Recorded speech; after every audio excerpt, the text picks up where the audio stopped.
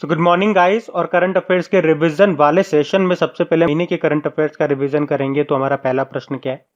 Estonia की पहली महिला प्रधानमंत्री कौन बनी?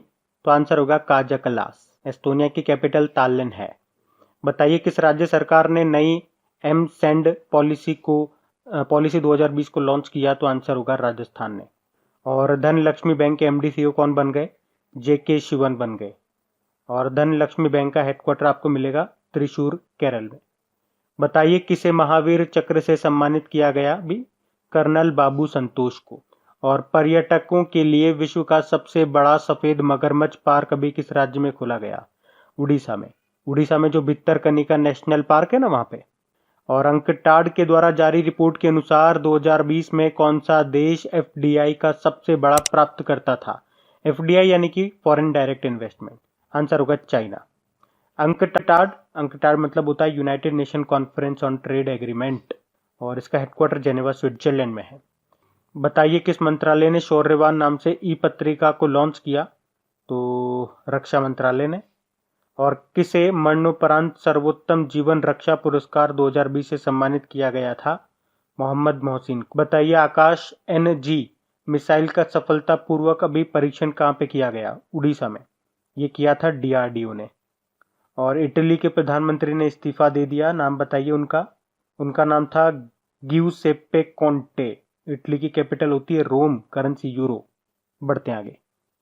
फिर बताइए ASSOCHAM enterprise of this century award 2020 से सम्मानित किया गया किनको? रतन टाटा जी को। फिर बताइए the most promising business leader Asia 2020 से सम्मानित किया गया विवेक तिवारी को। और अभी जेवर ग्रीनफील्ड हवाई अड्डे का नाम बदलकर क्या कर दिया? Noida international airport. ये उत्तर प्रदेश का एयरपोर्ट है। अभी उत्तर प्रदेश का तीसरा इंटरनेशनल एयरपोर्ट कौन सा बन गया? Kushinagar international airport. बताइए पूर्वोत्तर भारत का पहला ग्लास ब्रिज कहाँ पे बना? बिहार के नालंदा जिले में। और इसरो के स्पेस सिचुएशन अवेयरनेस के लिए समर्पित कंट्रोल सेंटर का नाम क्या है? नेत्रा। नेत्रा मतलब network for space object tracking and analysis. बताइए किसने अपनी गो ग्रीन पहल शुरू करने की घोषणा की? तो टाटा मोटर्स ने। अंतरराष्ट्रीय मानव एकता दिवस इंटरनेशनल ह्यूमन सॉलिडिटेरी डे, ये कब मनाया गया? 20 दिसंबर को। अच्छा, आईटीबीपी के डायरेक्टर जनरल किसे नियुक्त किया गया? एसएस देशवाल को। एसएस देशवाल हैं इसके डायरेक्टर जनरल वर्तमान में। और आईसीसी महिला वर्ल्ड कप 2022 की मेजबानी कौन करेगा? न्यूजीलैंड करेगा।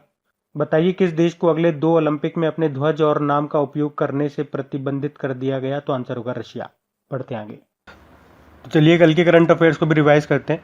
पहला प्रश्न पूछा जा रहा है सिडबी के सीएमडी के रूप में किसे नियुक्त किया गया? तो आंसर होगा एस रमण को। सिडबी मतलब small industries development bank of India, जिसका हेडक्वार्टर मिलेगा लखनऊ यूपी में। और बताइए ओडिशा इतिहास नाम की बुक के लेखक कौन है? डॉक्टर हरे कृष्णा मेहताब। अभी प्रधानमंत्री नरेंद्र मोदी ने इसके हिंदी अनुवाद को जारी किया। और वियतनाम के नए राष्ट्रपति कौन बन गए? गुयेन जुआन फुक। और अभी इसके प्रधानमंत्री कौन बने थे? फाम मिनचिन। देखो वियतनाम की कैपिटल हनोई है, करेंसी है वियतनामी डोंग। अब बताइए माई मदर माई हीरो नाम की बुक के लेखक कौन है? अच्युता समांता। और विप्रो के मैनेजिंग डायरेक्टर कौन बन गए? सारा एडम गेज। विप्रो का हेडक्वार्टर बेंगलुरु में है, इसके सीईओ बने थे अभी थियरी डेलापोर्ट। और किस राज्य सरकार ने लेब ऑन व्हील्स को शुरू किया? इस पहल को शुरू किया दिल्ली सरकार ने। और एशिया मनी के द्वारा किसे इंडियाज बेस्ट इंटरनेशनल बैंक चुना गया? तो आंसर होगा डीबीएस बैंक को। और ओलंपिक के लिए क्वालिफाई करने वाली पहली भारतीय महिला नाविक कौन बनी है? नेत्रा कुमानन। अच्छा, स्कूली छात्रों के लिए मासिक माइक्रो छात्रवृत्ति कार्यक्रम को शुरू करने वाला देश का पहला राज्य कौन सा बना? सिक्किम बना। और फीफा ने किस देश के फुटबॉल संघों को निलंबित कर दिया? एक तो पाकिस्तान के और एक चाड के। बताइए किस देश ने ताड़ के तेल के आयात पर प्रतिबंध लगा दिया? तो आंसर होगा श्रीलंका। और अभी किसने door to door baggage transfer सेवा को शुरू किया? तो आंसर होगा इंडिगो एयरलाइन ने। बढ़ते आगे। तो स्टैटिक क्वेश्चंस की बात करेंगे। बताओ डीआरडीओ के चीफ कौन है? आंसर होगा जी सतीश रेड्डी। इनका कार्यकाल 2 साल के लिए बढ़ा दिया गया था अभी। वो पेंटेड माई लस्ट रेड नाम की बुक को किसने लिखा? श्री अय्यर ने। निरुपमा यादव ने लिखा। और सदस्यता नाम की बुक को लिखा विजय कुमार ने, बिहार विधानसभा के अध्यक्ष हैं ये, और इसको रिलीज किया था बिहार के मुख्यमंत्री नीतीश कुमार।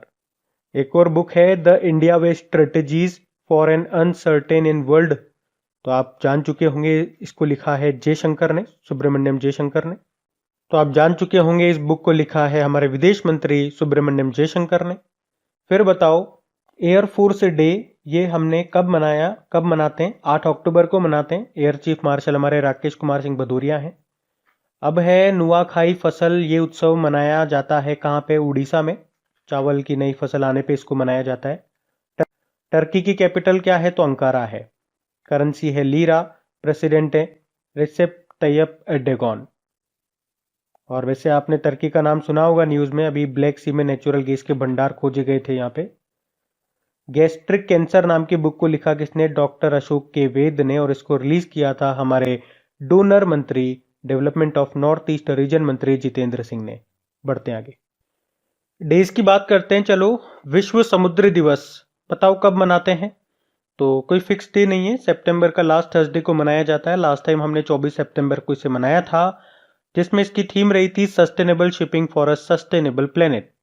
अब ध्यान देना, ये तो हो गया विश्व समुद्री दिवस। एक राष्ट्रीय समुद्री दिवस यानी कि नेशनल मैरीटाइम डे भी होता है, जो हम हर साल 5 अप्रैल को मनाते हैं। फिर है वर्ल्ड फार्मासिस्ट डे, ये होता है 25 सितंबर को, जिसकी थीम थी ट्रांसफॉर्मिंग ग्लोबल हेल्थ। अब बताओ, वर्ल्ड एनवायरनमेंट हेल्थ डे हमने कब मनाया? तो आंसर होगा 26 सितंबर को। और एक वर्ल्ड एनवायरनमेंट डे भी होता है, जो आप जानते ही हो, 5 जून को मनाया जाता है। और बताओ, वर्ल्ड टूरिज्म डे ये होता है 27 सितंबर को, जिसकी थीम रही टूरिज्म एंड रूरल डेवलपमेंट। वैसे हमने पढ़ा था एक नेशनल टूरिज्म डे भी होता है, जो हम मनाते हैं 25 जनवरी को, और 25 जनवरी को ही नेशनल वोटर्स डे भी मनाया जाता है। फिर है वर्ल्ड रेबीज डे, ये 28 सितंबर को मनाया जाता है, जिसकी थीम थी एंड रेबीज कोलैबोरेट वैक्सीनेट। फिर है वर्ल्ड हार्ट डे, 29 सितंबर को होता है ये, जिसकी थीम थी use heart to beat cardiovascular disease.